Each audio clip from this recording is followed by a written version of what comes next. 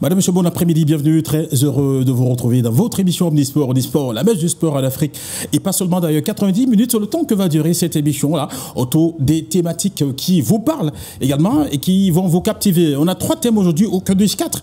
On va parler aujourd'hui évidemment des arts martiaux, et on parlera de stade du James Kwan justement, et son fondateur. On a l'honneur de l'avoir sur ce plateau.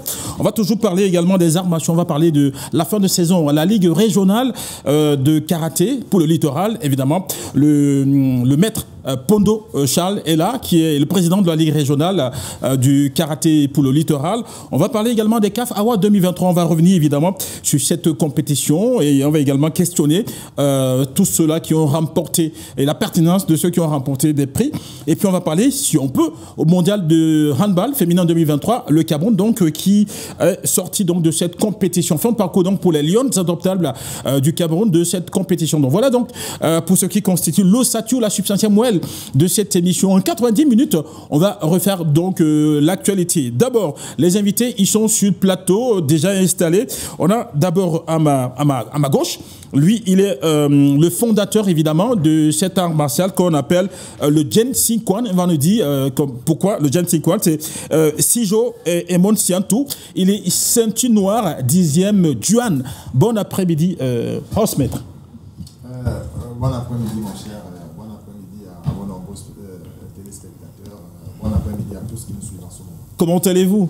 Oh, je vais très bien et très heureux d'être sur votre plateau pour échanger sur la thématique des arts martiaux. D'accord, sur la thématique des arts martiaux. Juste à côté de vous, lui, c'est Dr Junior Dalé. Il est consultant dans cette émission. Bon après-midi, Junior. Bon après-midi, Kossi. Bon après-midi à tous nos invités et surtout bon après-midi à nos millions de téléspectateurs. Alors également, celui qui est là, il vient de nous rejoindre, il s'est assis, s'est installé. C'est évidemment Maître Pondo Charles, qu'on ne présente plus, président de la Ligue régionale de karaté. Évidemment, c'est tout un honneur de le recevoir sur ce plateau une fois de plus. Maître, bon après-midi. Bon après-midi, Kousti. C'est toujours un plaisir de me retrouver dans vos beaux studios et sur votre plateau pour débattre de la thématique concernant les arts martiaux en particulier. Oui, os maître. Os. Alors ça va quand même, la journée, ça se passe bien?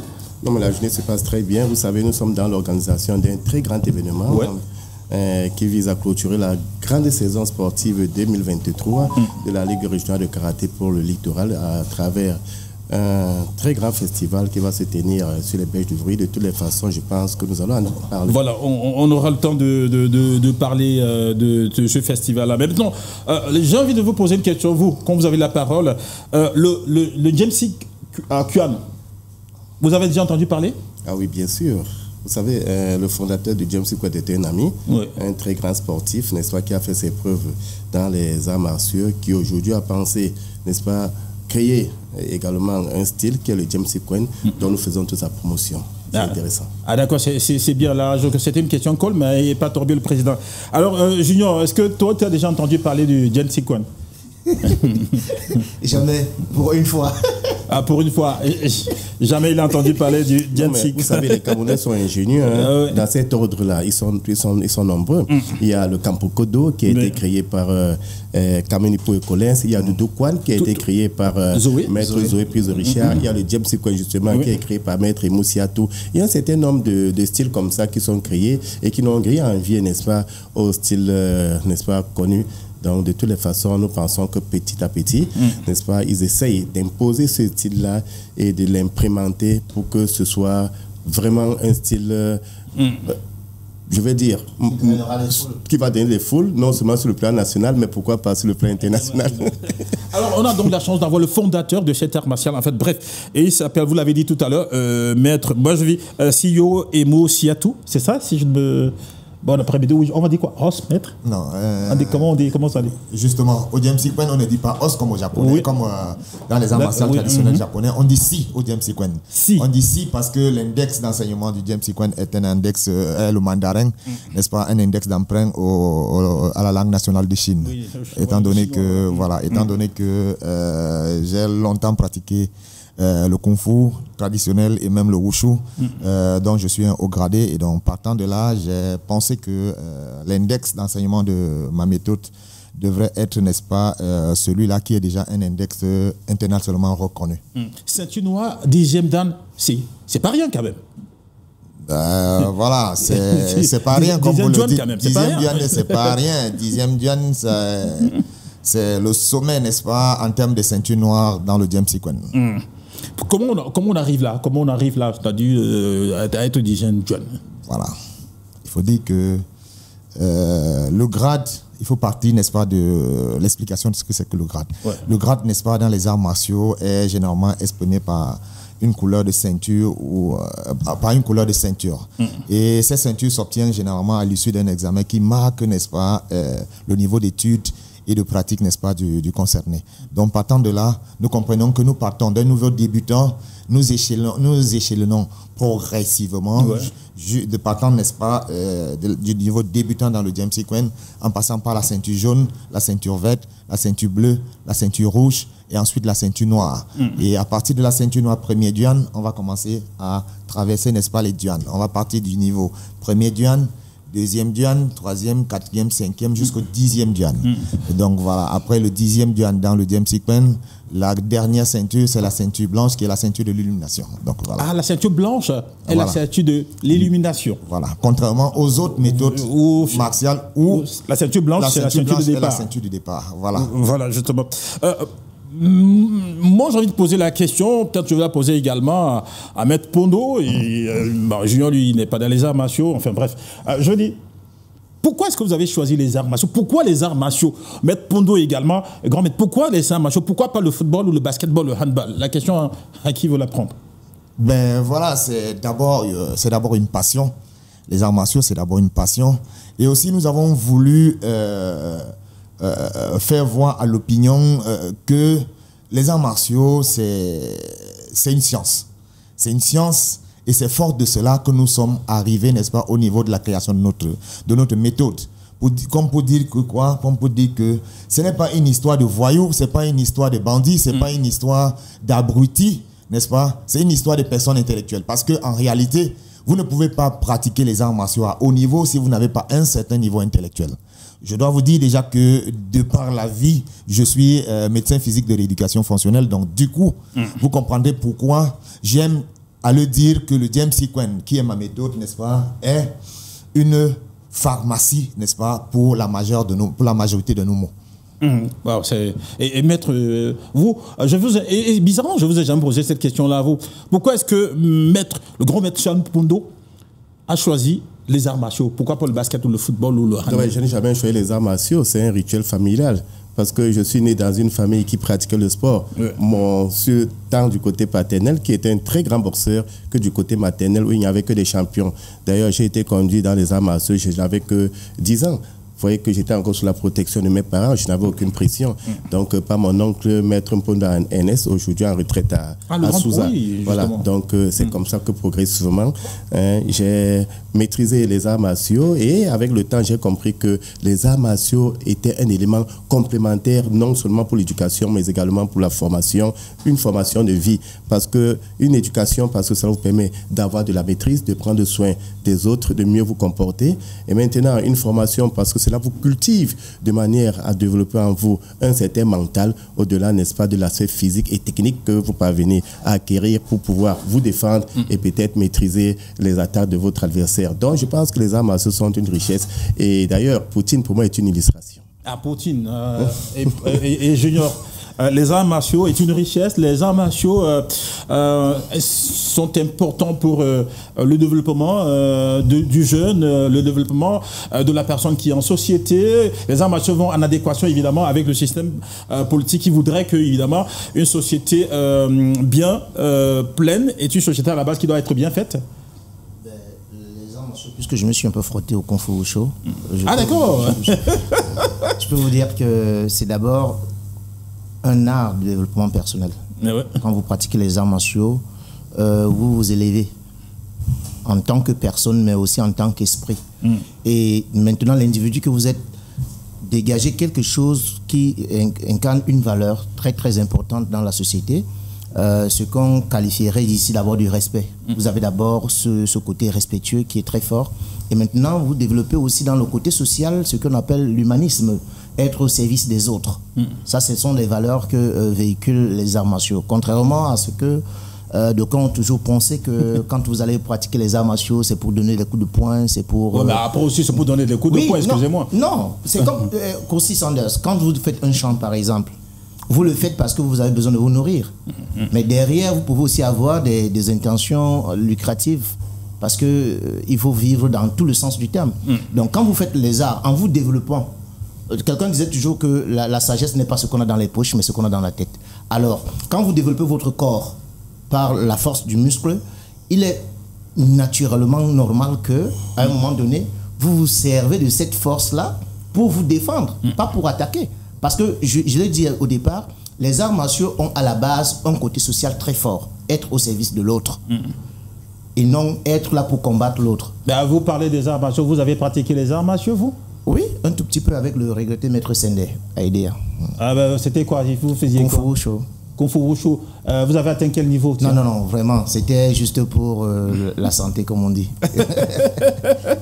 Alors, tout à l'heure, vous parliez de la base. Vous parliez de votre art martial de prédilection. C'est quoi? C'est le Kung Fu Wushu, c'est le Kung Fu traditionnel? Quelle différence y a-t-il entre le Kung Fu Wushu et le Kung Fu traditionnel? Ou est-ce que les deux s'assemblent et où est-ce que les deux se séparent? Voilà. Il y a une grosse différence. Déjà, les arts martiaux traditionnels sont des arts martiaux qui ne sont pas ouverts à la compétition. Parce que de par leur éthique, c'est des arts martiaux qui forment plus, n'est-ce pas, qui forment plus sur la maîtrise de soi, la morale, je voulais dire. Voilà. Tandis que les arts martiaux modernes aujourd'hui sont tous ouverts à la compétition. Et du coup, font un parallèle avec ce qui est traditionnel. Parce que nous disons que les arts martiaux de compétition développent plus l'inter-ego, n'est-ce pas, que la tempérance, que la maîtrise de soi, que la tolérance de l'autre. Parce que nous disons la compétition est un jeu autour d'un certain nombre de règles, n'est-ce pas, où n'importe qui, sur le prisme de la forme du jour, peut être champion.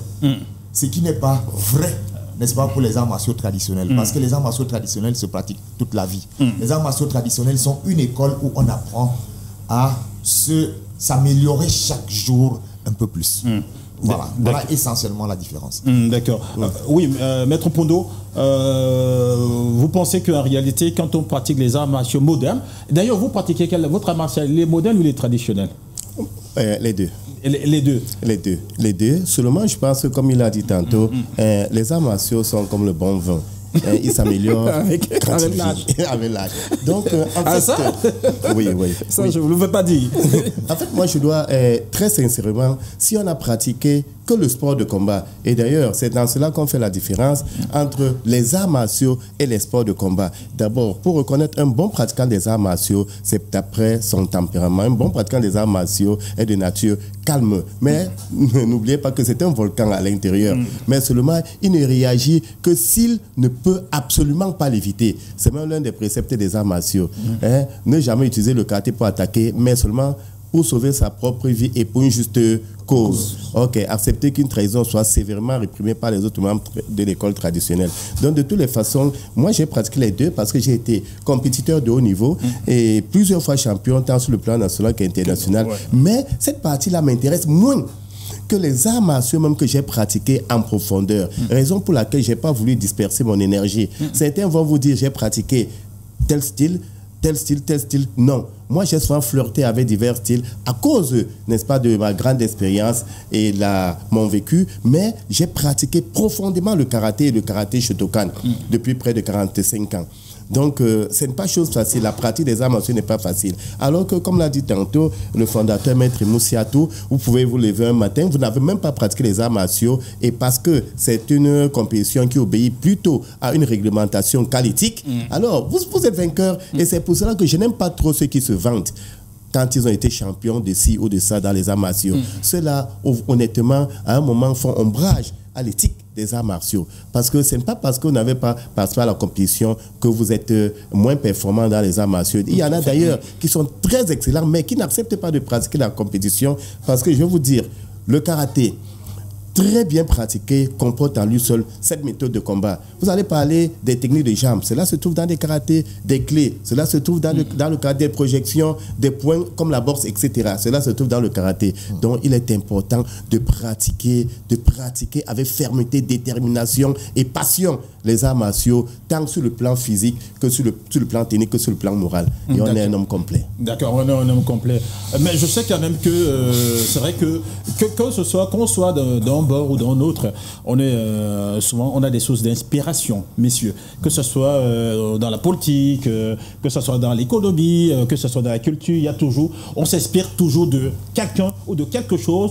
Je sais pas. Vous, qu'est-ce qui vous a inspiré? Qu'est-ce qui vous a inspiré? Qu'est-ce qui vous a motivé à pratiquer, évidemment, à la base, le kung fu traditionnel? Qu'est-ce qui vous a inspiré? Ou bien, qui vous a inspiré? Qui vous a motivé? Qui était le voyant pour vous? Bon, ben, je dois déjà dire que je n'ai pas commencé au kung fu wushu, au kung fu traditionnel. Ouais. J'ai pratiqué avant tout la boxe anglaise, où j'étais vice-champion de littoral de boxe anglaise à son temps, parce que mon défunt père était également un ancien boxeur, un ancien champion, et était tenant d'un club de boxe où j'ai commencé mes classes. C'est après, à un certain moment donné, en 1999, que j'ai choisi de m'ouvrir, n'est-ce pas, aux autres méthodes où j'entre dans une école de kung fu. Du côté du collège Bénédicte, là-bas, à l'époque, on appelait le Champ. C'était un grand club mythique de kung fu dans le littoral, où je commence mes classes de kung fu traditionnel et autres. Donc, voilà. Parce que passionné des arts martiaux. Et en ce moment-là, donc, vous faites de la boxe et vous allez au kung fu. Vous dites, ben, ici, je retrouve ma voix. Ceci me parle plus que l'autre. Oui. Ceci me parle plus parce qu'en dehors, n'est-ce pas, de la connaissance de la gestion des membres supérieurs, de la posture que j'avais en boxe anglaise, ici j'apprends à utiliser les jambes, j'apprends à faire des projections, j'apprends à faire plein d'autres choses que je ne faisais pas, n'est-ce pas, dans la boxe anglaise. Et c'est comme ça que, n'est-ce pas, ma recherche va se poursuivre plus tard avec le full contact également, où j'apprends à faire de la percussion comme dans la boxe américaine et autres, donc avec le feu Jean-Luc Bicout. Donc, Maître Bicout. Voilà. Donc, voilà. J'ai fait suffisamment mes classes et voilà. Mais à quel moment de votre vie vous vous dites, ben, moi je fais la boxe anglaise, ok, je fais le kung fu, d'accord, ça marche. Ben, je fais le full contact. Ouais. Voilà. À quel moment vous vous dites, à un moment que vous vous dites, eh ben dis donc, j'ai fait mes classes, il est temps de passer à autre chose. À quel moment? Non, c'est comme je l'ai dit tantôt. C'est-à-dire, je dis, quel jour, c'est-à-dire quel événement vous a amené à vous dire que ici, là, je passe à autre chose. Je laisse la boxe anglaise derrière, je laisse le kung fu derrière, et là maintenant, il y a un truc. Vous savez, je vais créer mon propre style. Oui, vous savez, à notre jeunesse, il y avait cette histoire de rencontres diverses avec les différents styles qui se mesuraient à chaque fois. À chaque fois, on rencontrait des compères de styles différents pour essayer d'interchanger, n'est-ce pas, sur l'efficacité de leur méthode. Et je dois vous dire, c'est très jeune. C'est justement, comme je le disais tantôt, en 1999, que je commence à enseigner une nouvelle voie des arts martiaux que j'appelle à l'époque la MCA. Le James Sequin ne vient qu'en 2010, n'est-ce pas? C'est-à-dire beaucoup d'autres années plus tard. Donc c'est en 1999 justement que je commence à enseigner une autre forme, du moins ma perception des arts martiaux en ce moment. Parce que j'ai fait de la boxe anglaise, j'ai fait du kung fu, j'ai fait du full contact et autres. Et puis je me dis, bon, ok, dans tout ça il y avait du bon, dans tout ça pour moi il y avait du moins bon. Donc, voici ma projection dorénavant des arts martiaux. Et c'est cela que je mets sur le prisme du James Sequin, n'est-ce pas, en 2010. Qui reçoit plus tard l'agrément de l'État du Cameroun et commence à être enseigné de façon officielle. Mais en ce moment-là, quand vous dites, ok, voici ma manière à moi de percevoir les choses, les arts martiaux, en fait, est-ce que vous le dites consciemment ou bien c'est peut-être que vous êtes endormi, les esprits sont venus vous parler, vous êtes allé dans un cimetière, vous êtes allé dans un endroit, je sais pas trop. Non. Et puis... rien de tout ça, rien de tout ça, rien de tout ça. C'est des animations que... Un truc lugubre avec des effets spéciaux derrière. Non. Ça, c'est les effets spéciaux que nous aimons bien mettre autour de notre parcours, n'est-ce pas, pour alimenter. Mais sincèrement, à la vérité, je dois vous dire, rien de tout ça, rien de de tout ça. Bref, en ce qui me concerne, rien de tout ça. Je me suis assis, j'ai écrit ma voix de façon progressive, j'ai fait une synthèse, j'ai écrit de façon progressive jusqu'à arriver à la conclusion de ce que je pouvais l'appeler dorénavant James Sequence, c'est-à-dire la boxe de Djibril et Moussiatou qui sont l'anagramme de mon nom. Voilà. Donc aucun esprit ne vous a inspiré? Non, aucun esprit. C'est une question intellectuelle. D'accord. Bon, on m'a enseigné à la base le coup de poing comme ça. Dans telle méthode, le coup de poing se pratique comme ça. Mais en mon expérience de la pratique du coup de poing, je pense qu'il est mieux efficace comme ceci. Et c'est comme ça que j'arrête, n'est-ce pas, cette forme que j'enseigne aujourd'hui. Voilà. D'accord. Si il y a quelqu'un qui nous a rejoint sur ce plateau, c'est Emmanuel Cédric Ndombé, qui est là. Bon après-midi, Emmanuel. Bienvenue. Il est venu en retard quand même. Bon après-midi.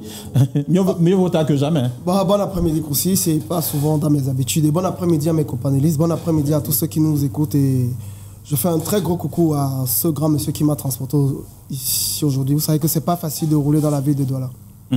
Alors, nous, on parle du James Sequence. Vous avez déjà entendu parler du James Sequence une fois dans votre vie?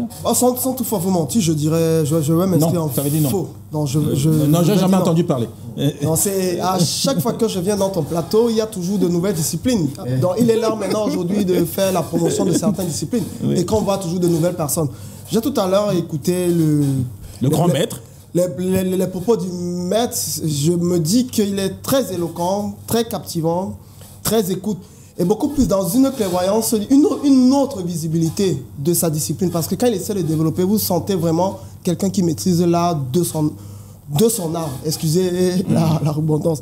Donc, j'ose croire vraiment que toutes ces disciplines aujourd'hui, parce que vous savez vraiment que moi, quand je suis sur un plateau, j'aime souvent le dire, certaines disciplines qui viennent aujourd'hui, c'est parce qu'ils viennent, certaines, il faudrait vraiment, entre guillemets, il y a des joutes électorales. Moi, aujourd'hui, je me capitalise beaucoup plus sur cette discipline parce qu'aujourd'hui, nous sommes dans la jeunesse, on est dans l'oisiveté.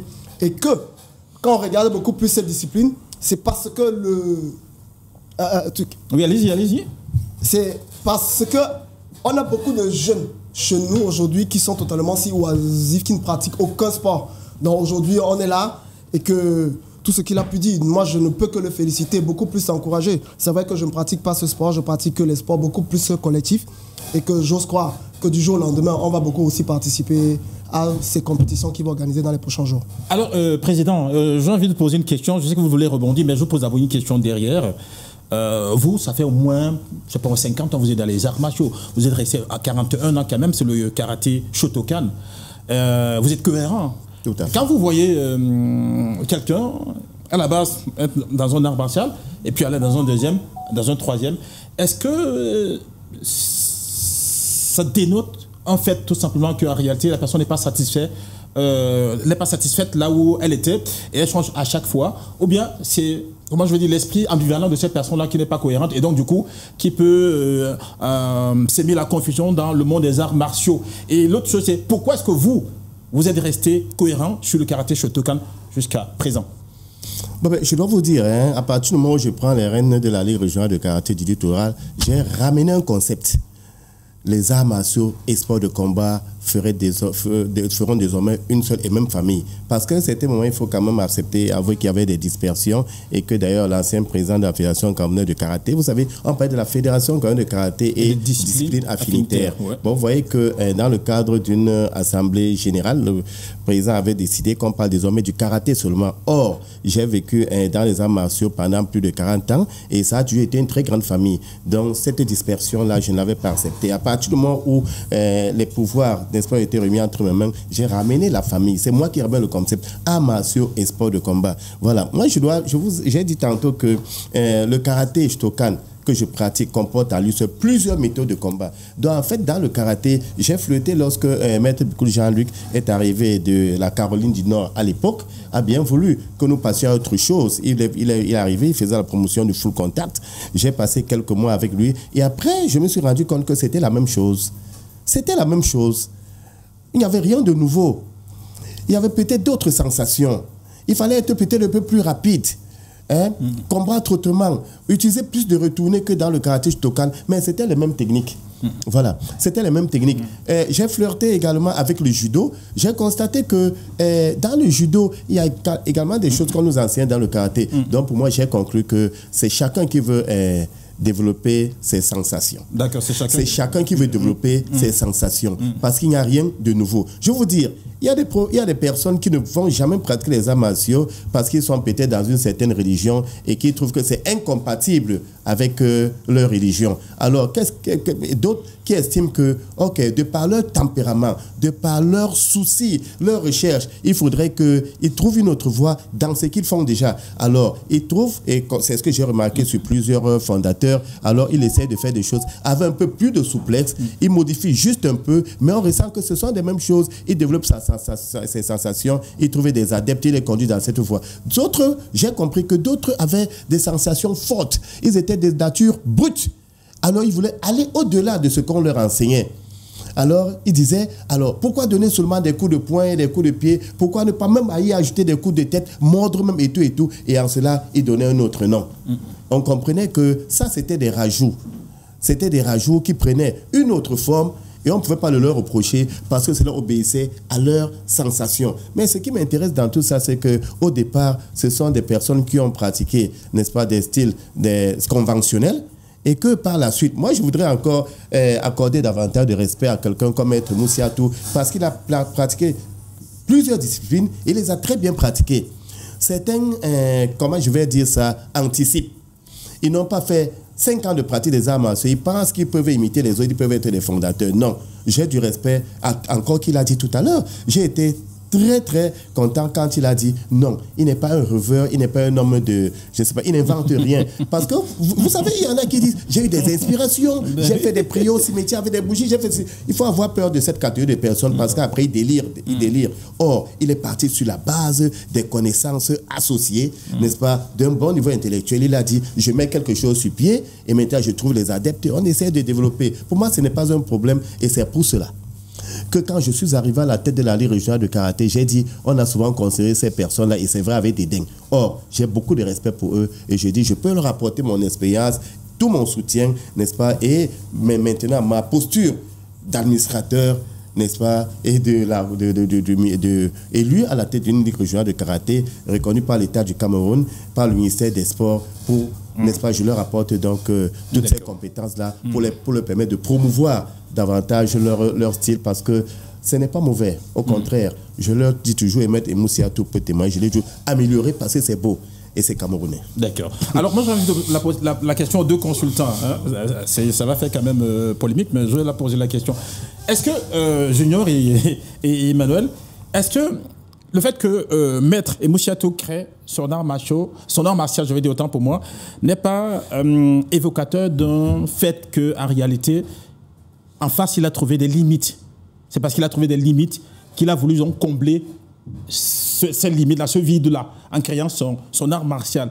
Ça, c'est d'un. De deux, est-ce que, en créant son art martial-là, il ne vient pas justement concurrencer les écoles traditionnelles qui existent déjà et donc faire la guerre, par exemple, au karaté, Shotokan et au judo, etc. Bah... Quand vous écoutez le président à côté là, je suis ébahi. Je suis totalement... Vous savez que... Attention, Charles Pondo, hein, c'est pas n'importe qui. Voilà, je suis totalement... Je suis ému. Sur ce plateau, il y a quelques temps, il y a de cela peut-être 3 à 4 semaines, on nous a parlé du karaté arabe. La boxe arabe. La boxe arabe. Aujourd'hui, on me parle d'une autre discipline, mais qui émane du karaté.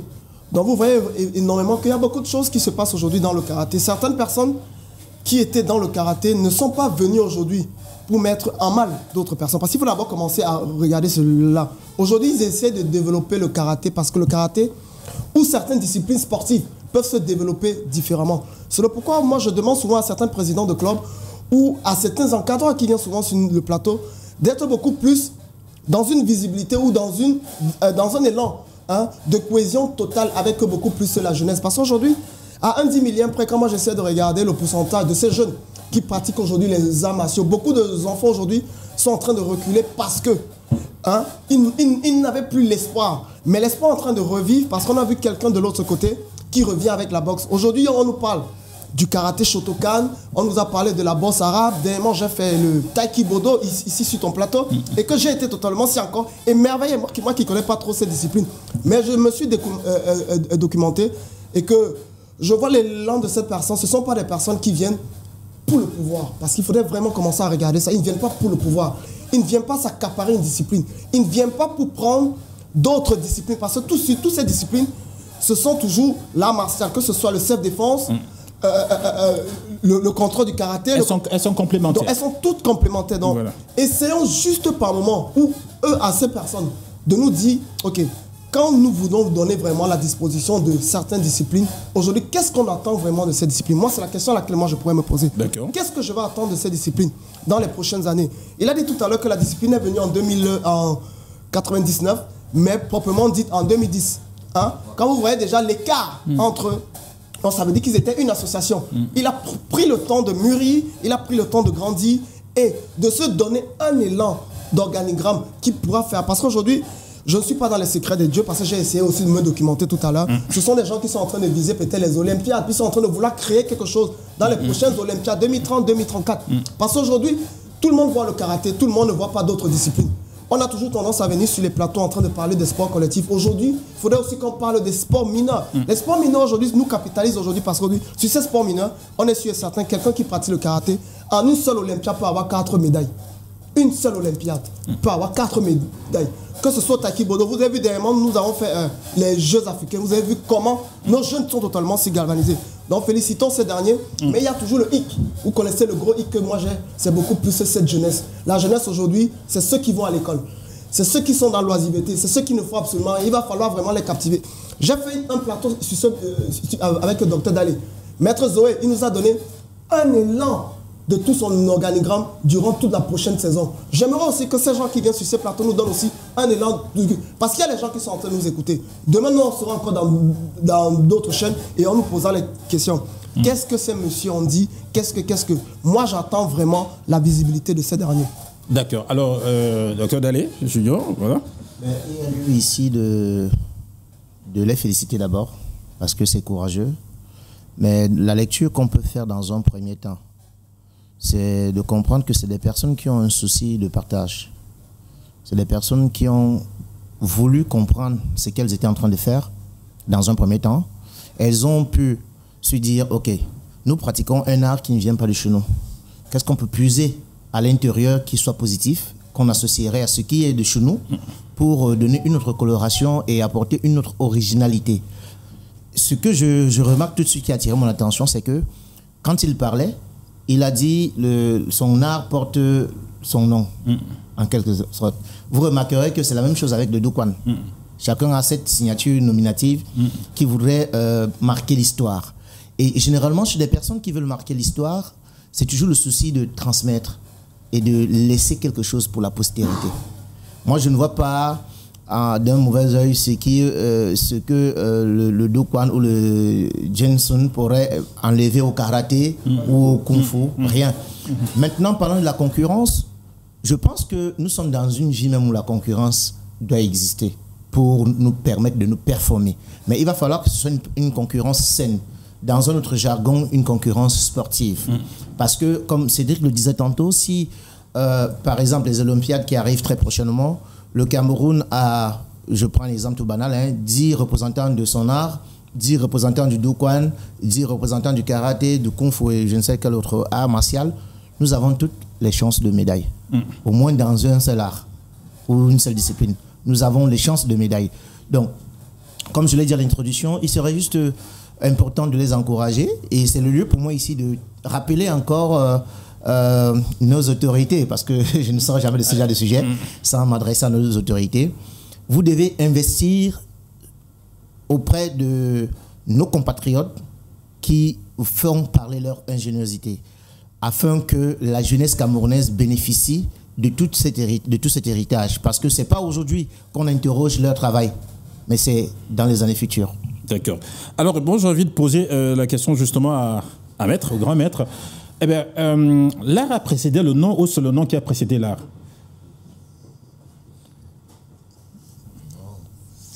Je peux Ah non. c'est le nom qui précède l'art. Oui. C'est pas l'art qui précède le nom, parce que... Oui, parce qu'après, on peut d'abord prendre le nom, on dit que bon, mon art, c'est ça. Non, et puis après, on commence à réfléchir derrière, comment est-ce que... Non, du tout. C'est le nom qui précède l'art. Donc, c'est le nom qui a précédé l'art. Tout à fait. Et on a parlé tout à l'heure d'apporter sa touche dans le monde des arts martiaux. Oui. Et quand moi, j'ai vu James C. Kwan, moi, ça m'a renvoyé au Jimsy. Oui. Hein? Ça m'a renvoyé au Jimsy. Oui. C'est la raison pour laquelle je dis, Maître Pondo, vous savez ce que c'est que le Jimsy? Quand même. Vous n'allez pas Maître Pondo quand même. Bon, et c'est où je me suis dit, écoutez, qu'est-ce qui vous a inspiré? Est-ce que ce sont les ancêtres? Est-ce que ce sont des esprits? Est-ce que c'est, voilà, vous êtes quelque part, vous êtes dans le Jimsy avant de... voilà. Non, du tout. Moi, je dis c'est une question scientifique. Voilà. C'est simplement une question scientifique. Non, parce que le Jimsy, moi, je me refuse. Je me refuse. Oui, je me refuse. Je me refuse cet aspect où on veut toujours mystifier les arts martiaux. Non, je dis, on ne mystifie pas. En fait, en réalité, je dis, quand j'ai vu Jimsy, voilà, ça m'a renvoyé à ça. Oui. Avant de... Trompe-toi donc. Okay. Ici, il s'agit de l'anagramme de mon nom. Djibril Emoussiatou Box, tout simplement. D'accord. Voilà, exactement. Plan scientifique et intellectuel. J'ai écouté certains qui veulent justement mystifier, peut-être pour se donner une envergure quelconque, mais honnêtement, cela ne nous aide pas. D'accord. Tadi, la question que j'ai envie qui me tarot d'esprit, à quel besoin répond le Jimsy Kwan? Oui. Voilà. Je vous ai dit tantôt, le Jimsy Kwan... Parce qu'en réalité, je ne sais pas, il y a les arts martiaux. Si on veut se protéger, on n'a qu'à faire le karaté, on n'a qu'à faire le kung-fu, et c'est tout ça. Mais le Jimsy Kwan, lui, qu'est-ce que... à quel besoin? Moi, j'ai fait justement plusieurs méthodes. Je vous ai expliqué tantôt. Oui. J'ai fait plusieurs méthodes. Je suis le premier capitaine d'équipe nationale de Kung Fu déjà, je dois vous le dire, où je suis ceinture noire 6e dan. Ça, je n'en parle pas trop. J'ai été plus de 7 fois champion de Cameroun. Ça, je n'en parle pas trop. Donc, ça, dans le Kung Fu. Mais maintenant, ça n'a pas mis en mal le fait que j'ai envie, n'est-ce pas, d'implémenter ma compréhension et ma perception, n'est-ce pas, des arts martiaux. C'est simplement ça qui est sur le prisme de ce que j'appelle Jimsy Kwan, la boxe de Djibril Emoussiatou. Je vous ai dit tantôt, j'ai commencé par la boxe anglaise, où j'ai été vice-champion du littoral en la catégorie 1000 mouches dans les années 87. Donc, non, j'ai fait mon chemin et j'ai dit bien, j'ai appris à taper comme ceci à la boxe anglaise. Fort de ça, avec les autres études que je fais, je vois que pour que mon point soit plus efficace, et celui que doit comprendre, n'est-ce pas, mes élèves, c'est de cette autre façon qu'il faut pouvoir réagir, n'est-ce pas, pour que son point soit efficace. Donc, non, moi je dis, dans les arts martiaux que j'ai pratiqués avant, il y avait du bon, il y avait du moins bon, à mon sens. Et fort de cela, j'ai mis de côté tout ce qui, à mon sens, était moins bon. J'ai arrondi, n'est-ce pas, ces manquements à mon sens, pour avoir, comme disait Maître Pondo, les sensations, n'est-ce pas, qui sont les miennes, n'est-ce pas, dans la compréhension et la pratique, n'est-ce pas, des arts martiaux. Je vous ai dit tantôt que j'étais médecin physique et partant de là, si mon art est une pharmacie en soi, c'est parce qu'au-delà du coup de poing et de coup de pied, n'est-ce pas, on a ajouté la médecine physique. On a ajouté, n'est-ce pas, et la médecine quantique aussi. On a ajouté d'abord la médecine physique. Et après la médecine quantique. Pour que ça porte... Vous n'allez pas échapper. Pour que ça porte... Mais oui, il est en train de contourner cette histoire. Pour que ça porte, n'est-ce pas, les fruits attendus. Oui, parce qu'en réalité, Maître Pondo, on est clair là-dessus. Enfin, vous voulez rebondir, Junior? On est bien sûr que quand on entend même déjà, il y a cette... Il y a cette quantique à l'intérieur. Ben oui. Après, je comprends un peu Maître Pondo. C'est le côté pompeux de ça qui n'aime pas trop, qui dérange. Tout à fait. Mais sauf que c'est le physique et le spirituel. Tout à fait. On va dire ça comme cela. Tout à fait. Mais quand vous venez impressionner les gens avec l'aspect spirituel, c'est où Maître Pondo n'est pas d'accord en fait en réalité, parce que là c'est pompeux, c'est cru et quelquefois c'est trompeur. Oui, non, c'est évident, mais honnêtement, je pense que j'ai trouvé une sincérité, n'est-ce pas, dans le Jimsy Kwan. Et il lui a dit tantôt, cela obéit à ses sensations personnelles. Il y a sa touche personnelle là-dedans et même des acquaintances avec sa profession, il vous l'a dit. Parce que même quand je vois, quand on développe les techniques de Jimsy Sequin. Il y a là-dedans quelque chose qui va vers la santé, qui va vers des réparations physiques et tout. Et moi, honnêtement, c'est ce côté-là que j'ai sincèrement apprécié dans le James Sequin, contrairement à d'autres styles qui sont plus violents et tout. Mais dans James Sequin, j'ai trouvé beaucoup de précision, beaucoup d'aspects, comment je vais dire, beaucoup d'aspects réparateurs, parce que honnêtement, dans le James Sequin, je pense que c'est en fait le style d'un homme aguerri. Oui, il a compris qu'il fallait développer autre chose. Ça peut être un rajout comme un retrait, n'est-ce pas, de ce qu'il a pris ailleurs. Il trouve donc qu'avec le James Sequin, il y a une orientation, et cette orientation-là qui, n'est-ce pas, est conforme à son, n'est-ce pas, à sa volonté, à son vécu. Et je pense que c'est ce qu'il véhicule justement. Et vous voyez, ils sont plusieurs. Tous ne font pas la même chose. Je voudrais revenir sur une chose. Il est ceinture noire 10e Jiang. Vous savez, le fondateur, le karaté, est né dans les années 50. Donc, on suppose que le fondateur du karaté était 10e dan. Parce que dans le karaté, le grade de 10e dan, c'est le grade le plus... le sommet le plus élevé. Donc, moi, généralement, tous ceux qui sont fondateurs, vous allez voir, par exemple, dans mon communiqué, tous ceux qui sont fondateurs sont au 10e degré. Parce que 10e degré, en karaté, on parle de dan. Chez eux, ils parlent de Jian. Et justement, ce sont des innovations.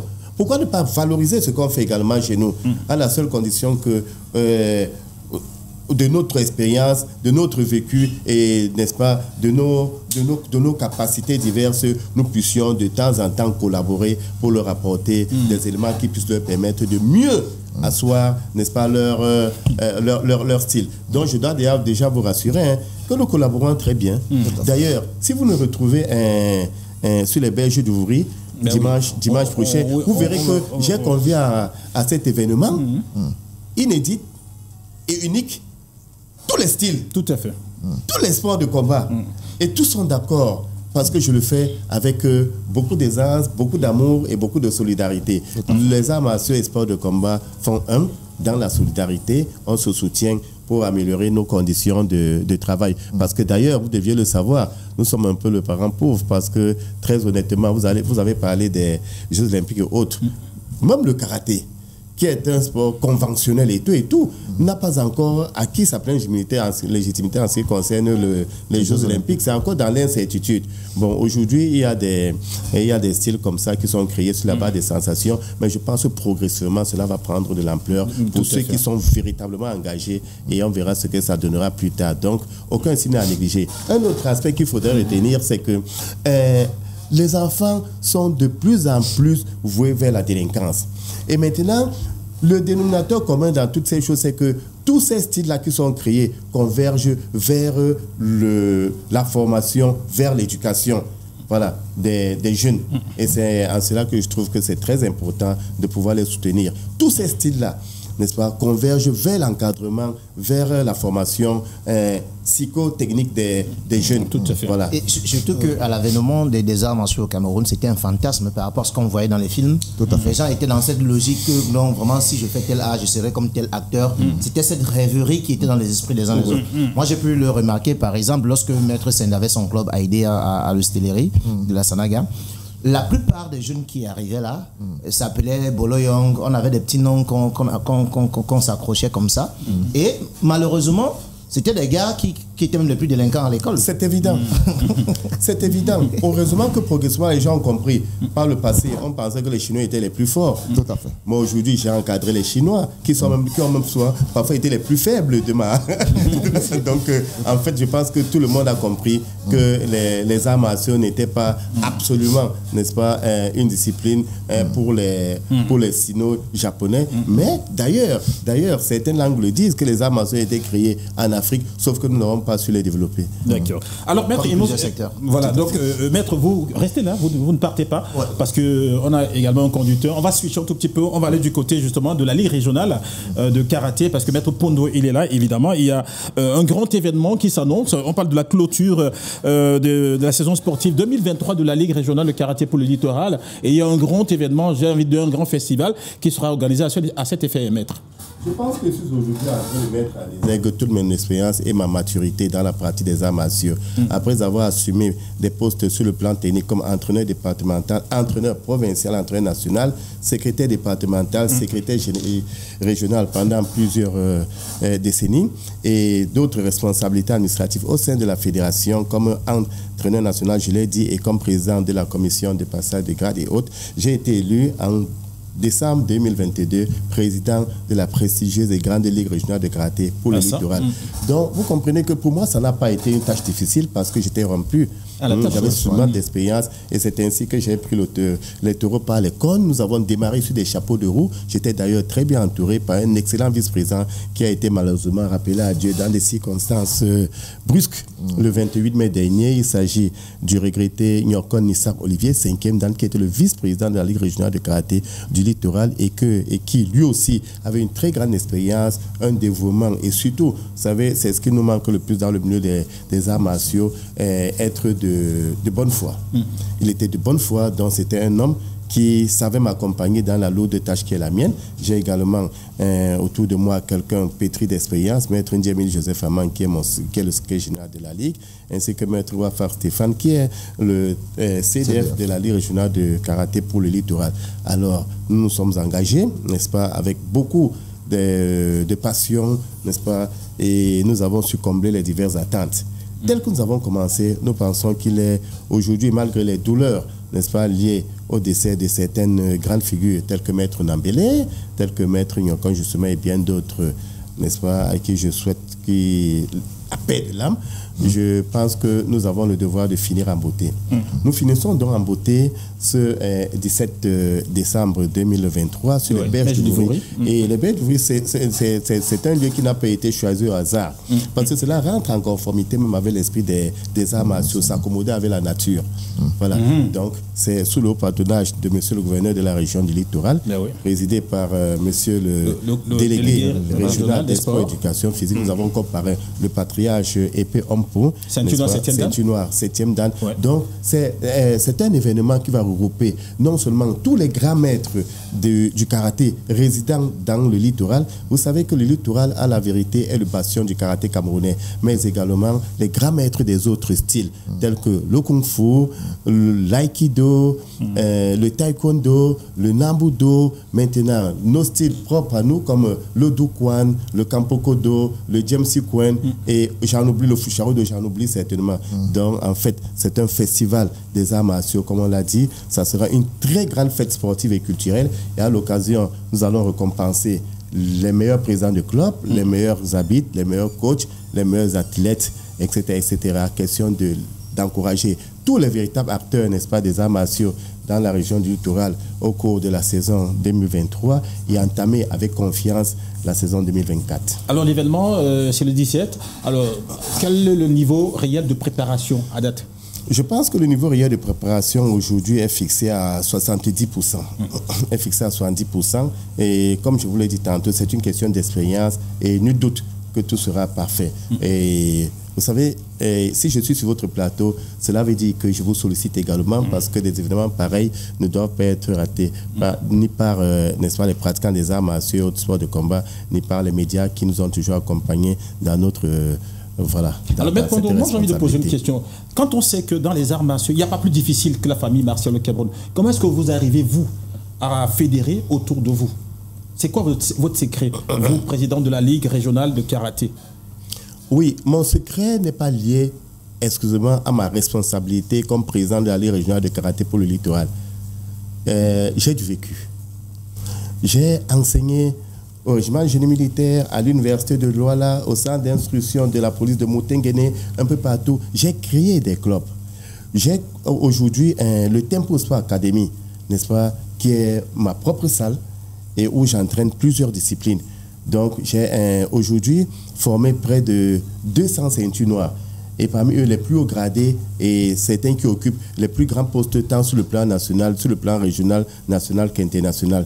Donc, en fait, j'ai du vécu. Et vous savez, dans le concept des arts martiaux, on respecte et même on vénère le maître. Donc, aujourd'hui, je pense que tout cela vient favoriser, n'est-ce pas, l'exécution des responsabilités qui sont les miennes. Donc on respecte le maître, c'est le grand maître, il a du vécu. Je suis 7e dan aujourd'hui. Vous savez, il y a des personnes qui sont arrivées 7e dan dans des voies que nous connaissons et que je ne voudrais pas, n'est-ce pas, présenter ici. Je suis 7e dan après près de 45 ans de pratique des arts martiaux, n'est-ce pas. J'ai régulièrement passé mes grades sur le tapis, j'ai régulièrement passé aux compétitions, j'ai travaillé très fort pour être le maître Mpondo qui est redouté aujourd'hui. Donc je pense qu'à partir de cela, je n'ai pas beaucoup d'efforts à faire parce qu'on sait que la voie que je trace est la meilleure. Et donc, à présent, enfin, je dis, après votre parcours, brillant parcours évidemment, vous arrivez donc à fédérer autour de vous et puis vous organisez un événement pareil et il n'y a pas de problème. Apparemment, tout va bien, il n'y a pas de souci, quoi. C'est-à-dire, tout roule, voilà, parce que Maître Mpondo est là, allez, César ouvre-toi, boum, ça s'ouvre et puis c'est bon, là, on avance, quoi. Non, je pense que je profite également de l'amour, du respect, de la solidarité des arts martiaux parce que quand j'appelle le président de la Ligue régionale de Nambudo, tout de suite, il met les attermes à disposition. Le président de la Ligue régionale du Kung Fu, tous m'entendent. Le président de la Ligue régionale de Taekwondo, j'ai du vécu, je suis un aîné, il me respecte. D'accord, pour l'événement du 7, évidemment, on voit qu'il y a le Kyo, le kata, comité également démonstration inédite des grands maîtres. Bon, je dis, comment est-ce que ça va se passer? Est-ce que chaque famille martiale va venir faire ses démos ou ce sera harmonisé de telle sorte que les grands maîtres se mettent ensemble, travaillent, sortent une démonstration propre au festival? Nous allons le conformer aux variétés camerounaises. Vous voyez ce que je veux dire? Tout le monde va goûter à toutes les sauces. Voilà. C'est-à-dire? C'est-à-dire, on va se mettre tous ensemble.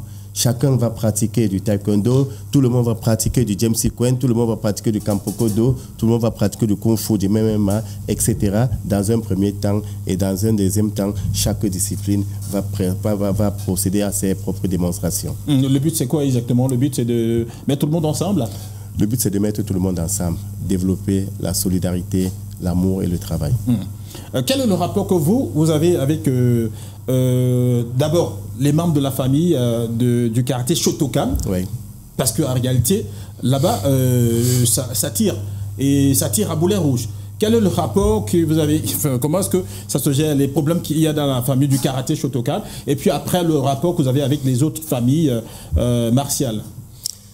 Parce qu'on sait qu'à un moment donné, il y a eu beaucoup de remous dans la maison de karaté Shotokan, où il y a eu des clivages, des tendances, etc.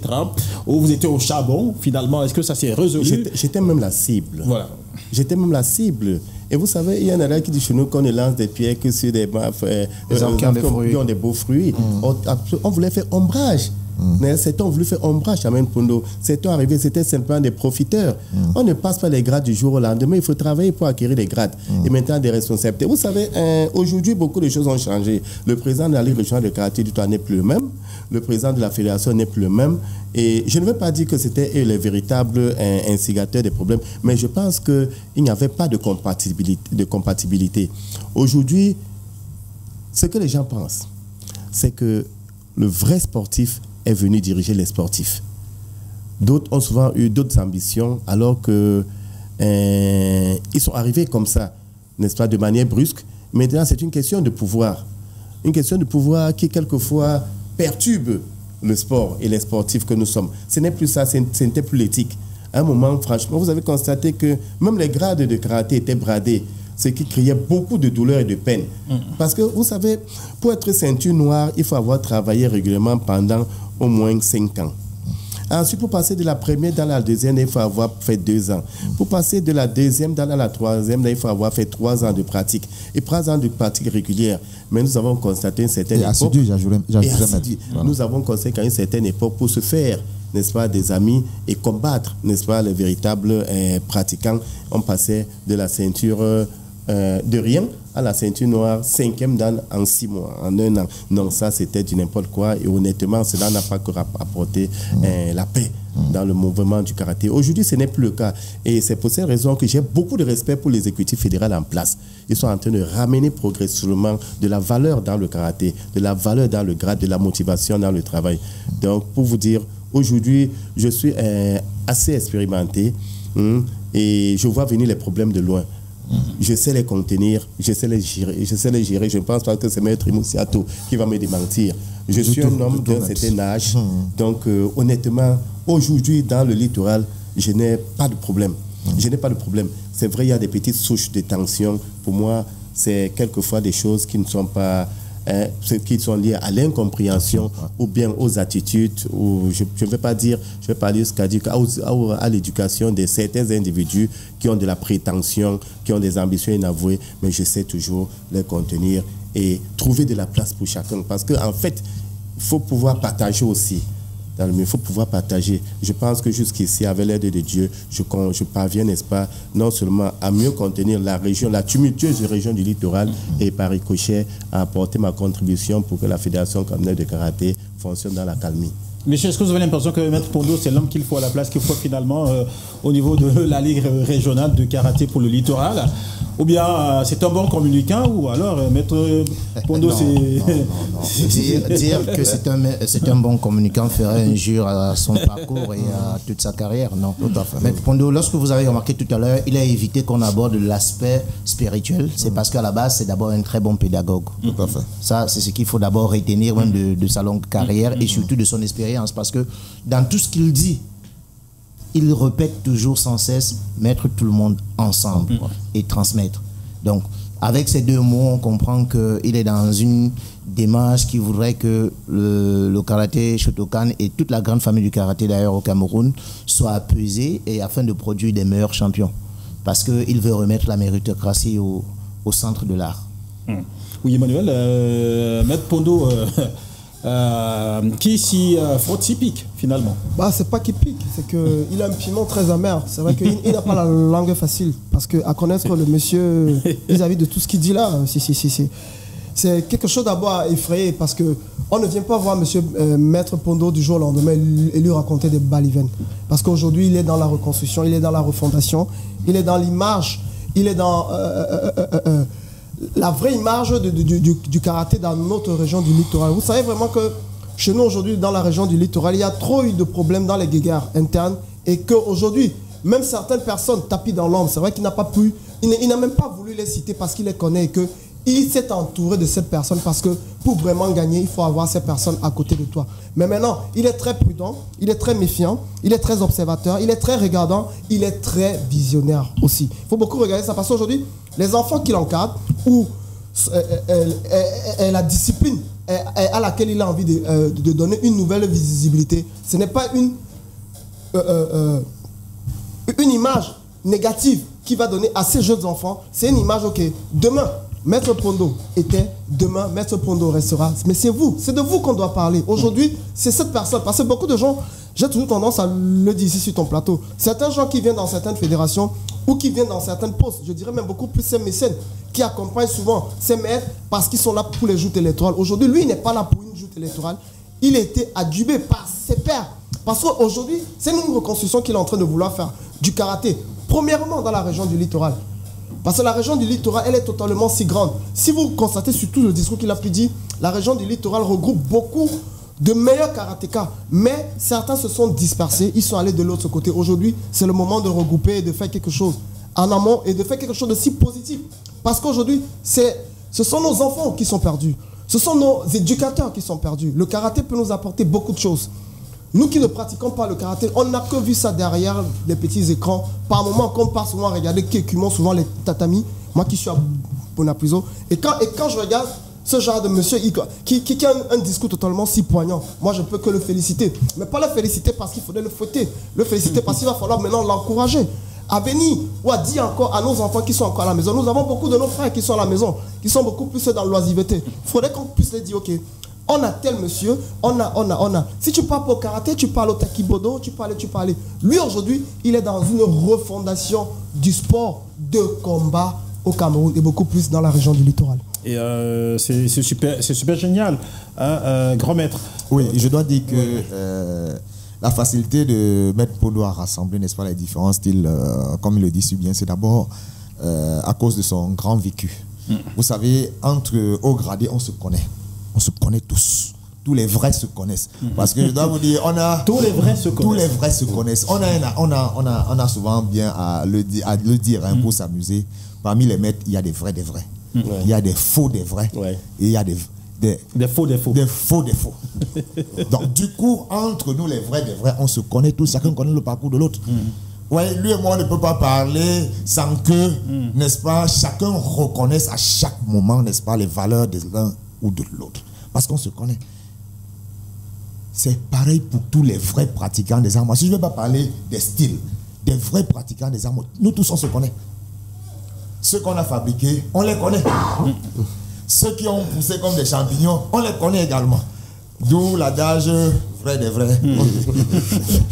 Donc, voilà. Est-ce que ce n'est pas pour cela qu'il y a justement beaucoup de problèmes au sein de cette famille, enfin la grande famille martiale, parce qu'il y a des vrais, il y a ceux qu'on a poussés, il y a ceux qui ont poussé comme des champignons, et il y a des vrais, des faux, et il y a des faux, des faux. Est-ce que ce n'est pas ça justement qui... Non, du tout. Ça ne nous dérange pas. On s'en préoccupe même pas. Ouais. On s'en préoccupe même pas. Parce qu'en réalité, si j'ai un important regroupement que je voudrais faire, autour desquels je souhaiterais que tous les pratiquants des arts martiaux des différents styles et autres se retrouvent, je connais qui j'appelle. On se connaît. Dès que j'ai touché 2-3 personnes, les troupes vont se mobiliser. Parce qu'on se respecte, parce qu'on connaît, n'est-ce pas, la valeur que chacun de nous, n'est-ce pas, incarne. Donc, non, ça c'était avant, cette diversion se faisait facilement, c'était avant. Au jour d'aujourd'hui, où des hommes d'une certaine carrure, comme Maître Pondo, sont au devant de la scène, ils arrivent facilement, n'est-ce pas, à rassembler tout le monde. Ils arrivent simplement à mettre tout le monde à l'unisson et on arrive à travailler, n'est-ce pas, sur des sujets qui sont mis sur la table. D'accord, on va ressusciter. Hein. Maître Pondo, enfin, vous ne partez pas, on est là, parce qu'on revient chez vous. Oui. Quand on parle de votre style, oui. Enfin, le James Sequin. Le James Sequin. James Sequin. Voilà. Moi, je vois tout le James Sequin. Bon, voilà. James Sequin. Oui. Donc, on voit qu'il y a la boxe anglaise, oui. il y a le Kung Fu, oui. Kung Fu traditionnel. Oui. Vous insistez là-dessus. Oui, Kung Fu traditionnel. Oui. Il y a la Pakwa.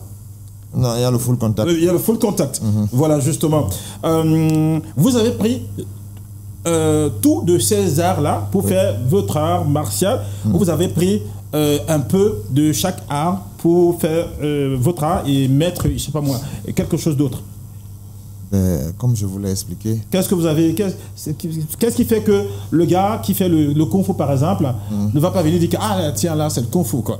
Ou le gars qui fait la boxe va dire non, ça c'est de la boxe, il nous raconte n'importe quoi. Non, vous voyez, de par son nom déjà, j'ai dit la boxe de Djibril et Moussiatou, ma façon de boxer dorénavant. En dehors des différentes quelle différence, quelle est la différence? Elles sont énormes. Attendez. La différence est énorme. Non, la différence est énorme. Cas pratique. Cas pratique. Oui. Voilà. Quelle est la différence entre la boxe chez vous et la boxe au niveau de la boxe anglaise? Oui, voilà.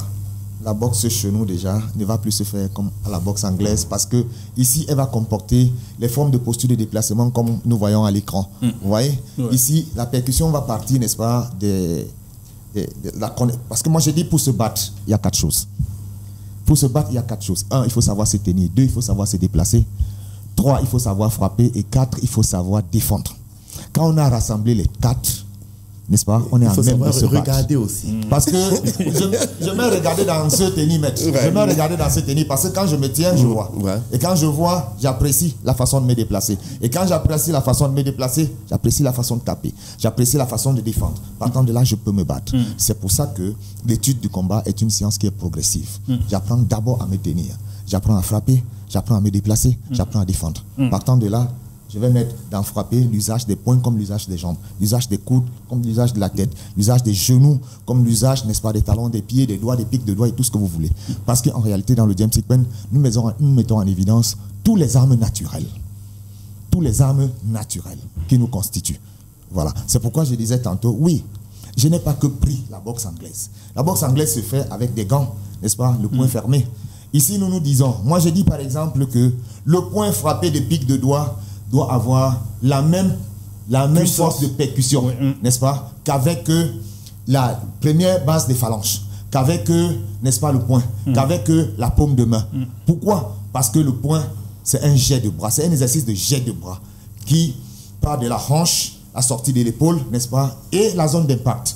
Alors, de sorte que, parce que je tape comme ça, ça devient moins efficace que quand j'ai tapé comme ça, ou quand j'ai tapé comme ça, ou quand j'ai tapé comme ça, c'est la même chose. Parce que là, nous exprimons le point, n'est-ce pas, dans sa splendeur. D'accord. Là, on ne peut plus clair. Il y a une autre question qui me taraude l'esprit. Comment est-ce qu'on appelle le pratiquant du Djemsi Kwan? Le Djemsi quoi, tout simplement. Le Djemsi quoi? Voilà. Le Djemsi quoi? Le Djemsi quoi? Homme comme femme. Qui est habilité à pratiquer cet art-là? Tout le monde. À partir de l'âge de 5 ans, tout le monde peut pratiquer le Djemsi Kwan. Parce que, comme je vous l'ai dit, c'est un art martial qui est enseigné de façon pédagogique. Vous voyez, sur nos points de cours, nous travaillons plus avec, n'est-ce pas, des écoles primaires, parce que nous pensons, n'est-ce pas, implémenter la graine d'abord au niveau des enfants, n'est-ce pas, afin que ceux-ci puissent grandir avec. Quels sont les fondamentaux du Djemsi Kwan? Les fondamentaux, savoir se tenir. Comme j'ai dit tantôt, parce que ça rentre dans la compréhension du combat, savoir se tenir, savoir frapper, savoir se déplacer, savoir bloquer. Voilà. Oui, parce que je sais, dans les aventures, enfin, dans le Shotokan, d'abord, on sait bien, il y a le Jakuchiki, Oichukin, Gedambarai. Oui. Voilà. Sur ce plan, les fondamentaux, placés sur ce prisme-là, c'est large. C'est pourquoi nous faisons simple de dire savoir se tenir. Dans savoir se tenir, nous allons mettre en évidence les postures de base. Nous allons mettre en évidence, n'est-ce pas, les formes de déplacement de base. Nous allons mettre en évidence les formes de points de base. Nous allons mettre en évidence les techniques de défense de base. Et là, vous parlez justement, vous avez parlé des enfants, vous allez au niveau de l'école primaire, etc. Et je sais que ça fait sourire quelqu'un qui aime bien ça sur ce plateau. C'est évidemment Emmanuel. Il milite pour cela. Oui. Maintenant, il y a un stage que vous organisez, un grand stage. Alors, parlez-nous de ce stage-là. Oui. Justement, le stage que nous organisons dans la ville d'Edea le 17... chez Junior, en plus. Le 17 prochain. Le 17 prochain de 7h.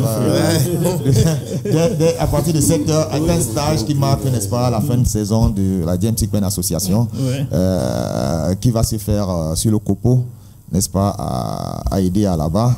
Et voilà. Il est dès 7h se lancer. C'est un stade d'imprégnation parce que nous attendons à partir de ce stage créer dans la ville d'Edea, dans la Sanaga maritime, n'est-ce pas, un autre point d'animation du Djemsi Kwan. Voilà. D'accord. Quels sont ceux qui sont habilités à participer à ce stage-là? Comment ça se passe en termes de modalités? Voilà. C'est un stage qui est ouvert à tous. C'est un stage qui est ouvert à tous et qui va durer 5 heures. Et à l'issue, n'est-ce pas, de ce stage, les attestations de participation pour le stage seront distribuées, n'est-ce pas, à tous les participants. Il est ouvert à tous, aux pratiquants, aux non-pratiquants, bref, à tous les amoureux des arts martiaux. La question que moi j'ai envie de poser également, qui fait sourire, qu'est-ce qu'on gagne en pratiquant le Djemsi Kwan? Qu'est-ce que je gagne en pratiquant le Djemsi Kwan? Beaucoup. Non, beaucoup, ça ne veut rien dire, beaucoup. Beaucoup, dans beaucoup, il y a beaucoup justement. Il y a que je sais me défendre de renavant. Il y a que je pratique mieux, n'est-ce pas, le sport et les arts martiaux. N'est-ce pas? Je suis plus éloigné des éventuels accidents dans le parcours de pratique, comme ce que nous rencontrons très souvent. Exemple. Parce que la plupart, pour la plupart, quand vous regardez dans des groupes de sport et tout ce qui se fait, la majorité n'ont pas de personnes qualifiées pour le faire. Et du coup, il est fait n'importe quoi et endommage, n'est-ce pas, notre squelette. Nous ressortons de là parfois avec des pathologies complexes telles que les gonalgies, les lombalgies et tout ce qui va avec. Parce que les exercices mal enseignés. Donc, du coup, en pratiquant le Djemsi Kwan, on est éloigné, n'est-ce pas, de tous ceci, de ces risques-là. En plus, la majoration dans le Djemsi. Vous avez donc tout compris. Être le fondateur a ramené l'art dans sa profession, dans son expérience et dans son expression. Donc, moi, je voudrais dire que, vous savez, pour ramener le Djemsi Kwan, puisqu'on en parle, dans le contexte des arts martiaux, c'est simple. Se déplacer, se fixer, observer, analyser, conclure et agir. Tout à fait. C'est l'éveil. Et maintenant... Est-ce que ça, c'est pas le Shotokan? Oh non, mais attends. Moi, je dis, nous leur apportons notre contribution pour améliorer et tout. Moi, honnêtement, ce que je dis, il est également dit, peut-être sous d'autres formes, n'est-ce pas? C'est se déplacer, se fixer, observer, analyser, conclure et agir. C'est pour ça que j'ai dit les yeux. Parce que pour dire vrai, les arts martiaux s'apprennent et s'intensifie, se perfectionne avec le regard. Tout à fait. Parce que quand vous n'avez pas mieux étudié du regard, quand on n'a pas tiré des bonnes conclusions, vous ne pouvez pas agir dans des meilleures conditions. Moi, je dis, quand j'entre ici, je n'observe pas comme un profane. Bien sûr. J'observe comme quelqu'un qui peut à tout moment se défendre. Si un est indiqué, je ne vais pas commencer à vous demander où est la porte de sortie ou la porte de secours. Je vais commencer par me débrouiller et la question que je vais vous poser sera complémentaire. Parce que chaque fois que vous marchez, soyez prudent. Déjà, se déplacer, se fixer, observer, analyser, conclure et agir. Parce que il y a des accidents que les gens subissent à cause de l'inattention, à cause des engagements qui n'auraient pas dû être pris par eux. C'est tout ça dont les arts martiaux sont une formation pour la vie. Quand vous avez posé la question de savoir à quoi vous sert la pratique des arts martiaux, parce que moi, quand on parle de James, moi je parle des arts martiaux. Tout à fait. Moi, je vais par exemple poser la question de savoir à quoi vous sert d'étudier, d'aller à l'école. Parce que les arts martiaux, c'est l'école. Bien sûr. C'est une école de vie. Les arts martiaux vous permettent déjà d'améliorer votre état de santé, vous permettent de consolider votre ossature. Je ne vais pas rentrer, n'est-ce pas, dans la lexique médicale comme lui l'a fait tantôt, c'est sa profession. Les arts martiaux vous permettent d'acquérir une certaine assurance. Les arts martiaux vous permettent de développer votre potentiel relationnel. Les arts martiaux vous permettent de trouver du travail. Parce que ce n'est pas seulement aller être veilleur de nuit. Non, je dis avec les arts martiaux, avec tout le potentiel, toutes les vertus, n'est-ce pas, que vous concède la pratique des arts martiaux, vous parvenez à très bien faire votre travail. Parce que cela développe votre quotient intellectuel, votre assurance et votre regard devient plus rassurant et conquérant. Par exemple, tout ça se retrouve dans la pratique des arts martiaux. Moi, j'ai dit tantôt que Poutine en est une illustration. Le président Poutine en est une illustration. Parce que quand tu regardes Poutine agir, il agit dans le contexte d'un pratiquant des arts martiaux. D'accord. Il est imperturbable. Et c'est ça. Vous savez, et vous savez comment on reconnaît un bon pratiquant des arts martiaux? C'est quand il ne réagit pas de manière violente. C'est quand il se simplifie tout, se passe de tout. Mais sa pondérance. Sa pondérance, merci docteur. Mais honnêtement, ça ne veut pas dire qu'il est lâche. Non, il sait ce qu'il fait. Parce que désormais, quand on est un bon pratiquant, on ne dépense inutilement son énergie. Parce qu'il y a des choses qu'on observe et elles s'arrangent d'elles-mêmes. Et là, c'est le cerveau qui voit, c'est plus les yeux. Alors, maître, vous gardez la parole justement. Oui. Là, on parle évidemment de cette clôture-là, évidemment la clôture de la saison 2023, évidemment. Alors, ça va se passer du côté des Belges du Vaurier, vous l'avez rappelé. Oui. Quand exactement? C'est le 17 décembre, donc dimanche, à partir de 7h. C'est un grand événement sportif et culturel parce qu'il y a également des manifestations culturelles qui vont être présentées, n'est-ce pas, à cet événement. J'ai dit, c'est le Festival des Arts Martiaux. Oui. Vous dites les Belges de Vaurier, où exactement au niveau des Belges de Vaurier? Sur l'ancienne route, je voudrais dire, et en face, n'est-ce pas, de la cimenterie d'Angouté. Justement, plus précisément sur le lieu où s'est déroulé le Ngondo, la pharmacie. Oui. D'accord. Alors, c'est quoi le programme de la journée? Ça se passe sur un jour, sur 2 jours? Non, ça se passe sur un jour. Et c'est quoi dans le programme, le déroulé du programme de la journée? Le déroulé est bien simple. J'ai dit, après la mise en place, parce que nous allons y ériger des tentes et des chaises, n'est-ce pas, pour les invités et d'autres, et les administrateurs sportifs et et nos invités. Parce que je dois vous dire en passant que nous avons comme invité spécial Maître Billy Osoko, n'est-ce pas, qui est membre de l'encadrement de l'équipe nationale de Benelux des Hauts-Pays-Bas, qui est ceinture noire 5e dan et professeur des arts martiaux 3e degré. Il sera là, c'est notre invité spécial. Nous aurons là le directeur technique de la Fédération communautaire de karaté, Saint-Sémoni du Congo, qui est 8e dan. Nous aurons d'ailleurs 4 8e dan, Maître Kazé, Maître Poulé-Ekoué, qui sont des précurseurs des arts martiaux. Donc, je pense que ça sera une fête très, très relevée, d'ailleurs. Et dès que tout le monde est là, nous allons donc procéder à un regroupement, à une pratique générale. Et comme je le disais tantôt, chacun va s'imprégner, n'est-ce pas, d'un autre style, d'un autre sport de combat. Nous tous, nous allons goûter à toutes les sauces, n'est-ce pas, concernant les arts martiaux. Ensuite, à la fin des démonstrations sportives, nous allons donc procéder à la remise des parchemins. Nous allons profiter de cette cérémonie pour remettre les attestations de grade. Ah oui, justement, oui. Ceinture bleue et marron, parce que vous savez, conformément à notre organigramme administratif, les ligues régionales, n'est-ce pas, décernent le grade de ceinture bleue et marron, n'est-ce pas, à l'issue d'un examen. Et au niveau de ceinture bleue et marron. Ceinture bleue et marron. Ça veut dire que si je viens participer à ce stage-là, j'aurais du fait tac la ceinture marron, c'est ça? Oui, très bien. Tu peux prendre une ceinture marron, tu nous suis toi, il n'y a pas de problème. Ah non, je veux dire... Ça va être pour du spectacle. Mais pour être une véritable ceinture marron, il faut avoir pratiqué au moins pendant 2 à 3 ans. D'accord. Donc, voilà. Bon, maintenant, après cela, on va, n'est-ce pas, également remettre les diplômes de ceinture noire, parce que vous savez, du 6 au 7 octobre dernier, c'est tenu du côté de Kribi, l'examen national de passage de grade de la 2e, 3e, 4e, 5e jusqu'à la 6e dan, à ne pas confondre avec certains grades que nous avons vu apparaître comme des éclairs et qui ont été pris dans la rue. Bon, je ne voudrais pas revenir là-dessus. Il y aura également des distinctions, parce que, vous savez, la saison 2023 a été une saison très, voilà, pas tumultueuse, mais une saison très fournie, n'est-ce pas, tant au niveau de la Ligue régionale que sur le plan national et international. Alors, les meilleurs compétiteurs de la Ligue régionale seront primés, dames et hommes. Nous allons également primer le meilleur coach, le meilleur arbitre et le meilleur président de club.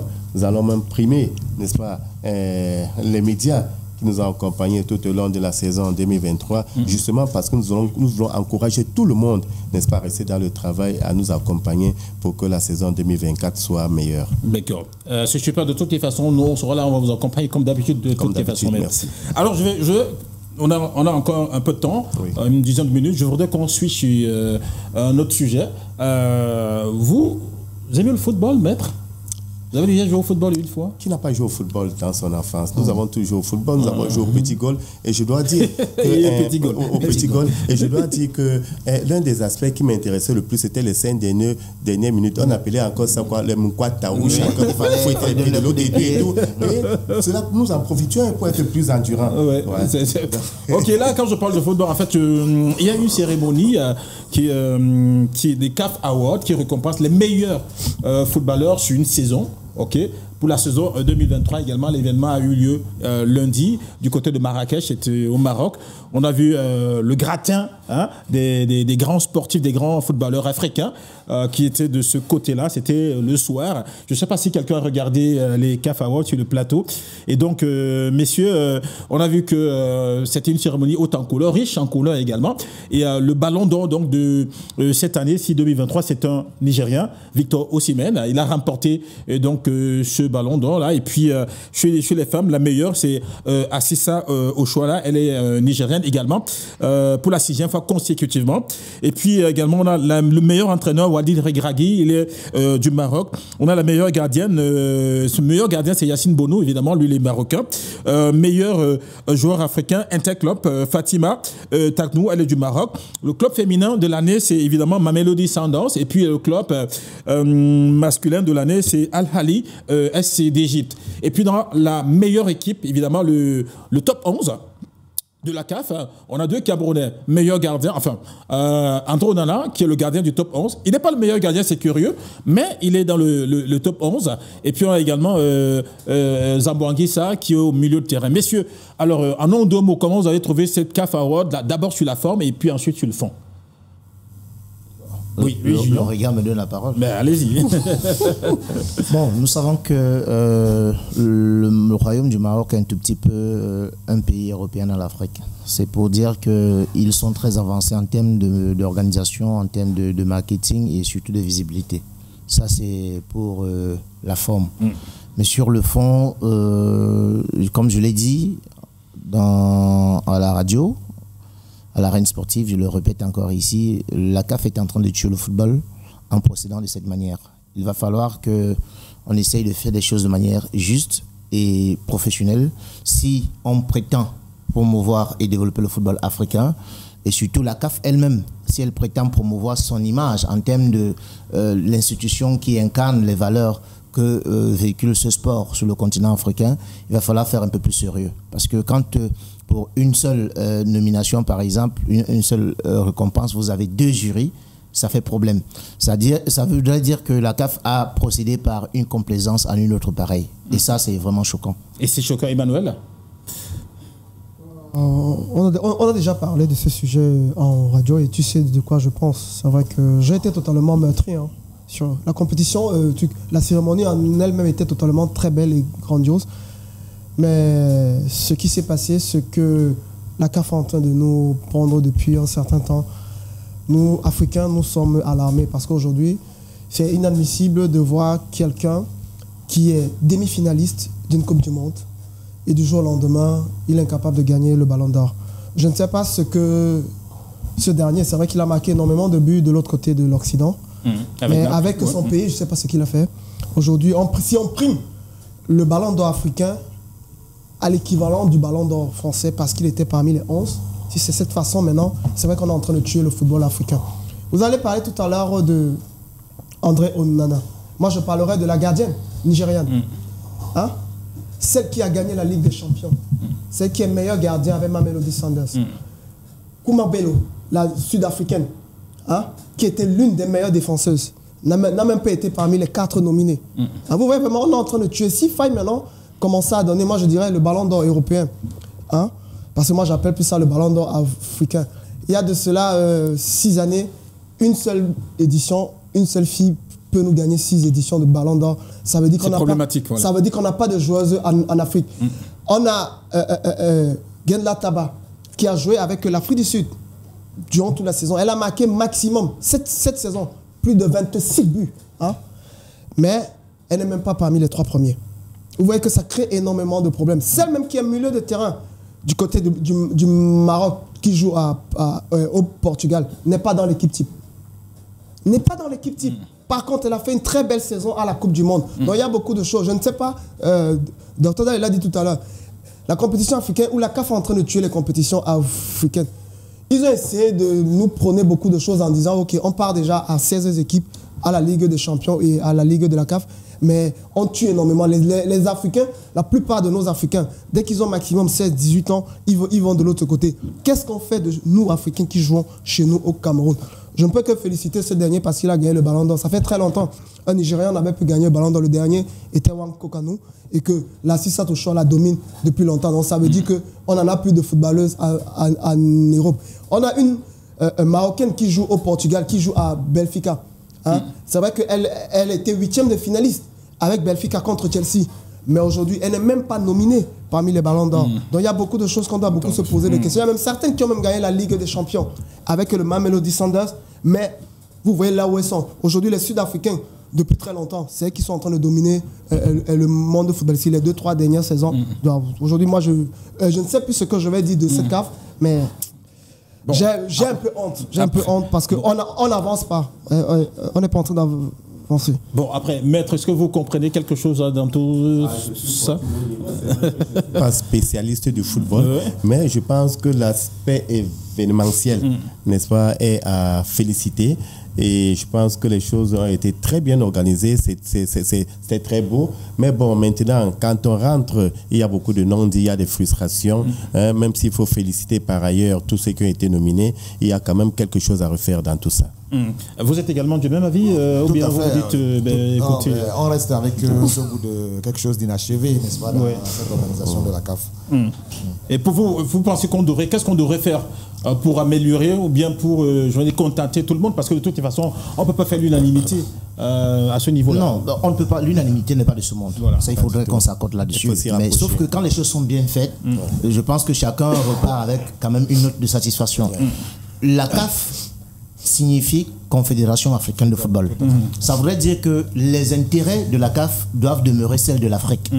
Si vous donnez un ballon d'or à un gamin de 26 ans, Victor Osimhen, je crois. 25 ans, qui n'a rien fait avec le Nigeria. Que ce soit pour les 2 dernières saisons, que ce soit pour la Coupe d'Afrique, que ce soit pour la Coupe du Monde, il n'a été présent dans aucune compétition. Et souvenez-vous même que pour les éliminatoires de la dernière Coupe d'Afrique, il a boudé sa sélection au profit de son club, parce que subissant quelques menaces. Mais il a perdu de vue que Zambanguissa évolue dans le même club que lui. Lui n'est pas venu, Zambanguissa est venu. Ça voudrait dire que si la CAF veut vraiment développer le football africain, la CAF doit mettre en exergue la jeunesse footballistique africaine. Mais si c'est une jeunesse footballistique africaine qui est exilée, qui entre guillemets la diaspora, ça voudrait dire que ceux qui sont localement basés en Afrique, qui font un travail, doivent se relâcher parce que ce travail n'a pas de visibilité. C'est la raison pour laquelle je reste toujours cohérent en disant il faudrait que le ballon d'or africain soit le ballon d'or des Africains qui évoluent sur le continent. Sur le continent. Et maintenant qu'on crée un autre titre pour encourager ceux qui sont à l'extérieur. Parce que regardez ce que ça donne. Un joueur qui évolue en Afrique n'a pas de chance d'être nominé au ballon d'or africain. Alors qu'un joueur qui évolue en Europe peut être nominé au ballon d'or France Football et être encore nominé au ballon d'or africain. Donc ça fait qu'il a de la chance d'avoir 2 ballons d'or. Imaginons que Victor Osimhen, de toutes ses prouesses, prenne le ballon d'or France Football. Il serait encore revenu prendre le ballon d'or africain. Et ces Africains qui ont brillé sur le continent ont quoi comme récompense? En 2010, je pense, Issa Hayatou avait essayé de créer... la Champions League, le championnat, et encore la Coupe d'Afrique avec l'Égypte. Mais il n'a pas pu avoir le ballon d'or. On a créé un ballon d'or africain pour le contenter, mais dès que Issa Hayatou a démissionné de ses fonctions de président de la CAF, depuis 2012, c'est un merde. De toutes les façons, messieurs, écoutez, c'est problématique, c'est vrai, mais force est de constater qu'en réalité, ça se décide à haut lieu. On espère que ces gens-là auront le souci, évidemment, le souci de l'Afrique, du football africain, du développement du football africain. Alors maintenant, on va sortir. J'avais envie de vous poser une question. Pourquoi avoir choisi DEA? C'est un choix qui est fait en fonction de notre calendrier d'activité annuel. Donc, il était prévu, n'est-ce pas, que notre saison se clôture, notre saison sportive, n'est-ce pas, se clôture à EDEA et à date du 17. D'accord. Deuxième chose, quel est le message que vous adressez donc à tous ceux-là qui vous regardent dans le cadre évidemment de ce stage-là? Oui, j'invite tous les amoureux de sport et des arts martiaux en particulier, de la Sanaga maritime à nous joindre, n'est-ce pas, sur l'air appelé le Corpo, dès 7h, n'est-ce pas, pour cette mise en place de ce stage. C'est quand exactement? Dimanche le 17. Dimanche le 17. Ouais. Alors, Président, qu'est-ce qu'on peut dire à tous ceux-là qui nous regardent, la famille martiale, dans le cadre de cet événement, clôture des activités 2023? Non, mais je voudrais dire que c'est la fête de tous les pratiquants des arts martiaux et sports de combat et que tout le monde devrait être présent pour que nous puissions non seulement rehausser notre image, mais également faire la promotion des valeurs, n'est-ce pas, sportives et des valeurs des arts martiaux devant les autorités administratives, sportives et traditionnelles, n'est-ce pas, qui seront de la partie.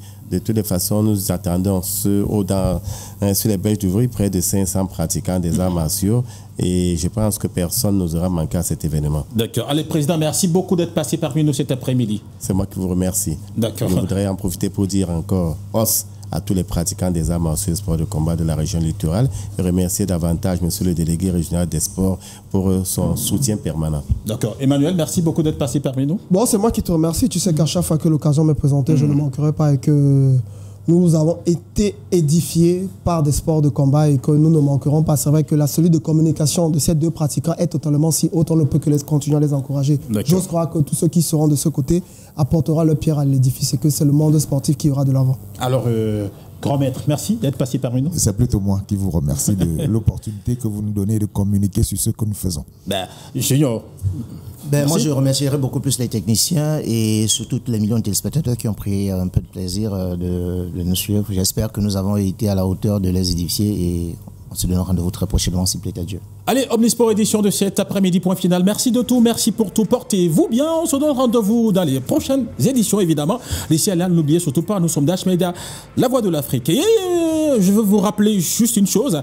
On est entré en mode Coupe d'Afrique des Nations et donc cet espace sera consacré à l'émission Aquaba jusqu'à ce que la Coupe d'Afrique des Nations démarre. D'ici à là, portez-vous bien. N'oubliez surtout pas, je l'ai rappelé, nous sommes Dash Media, la voix de l'Afrique. Au revoir.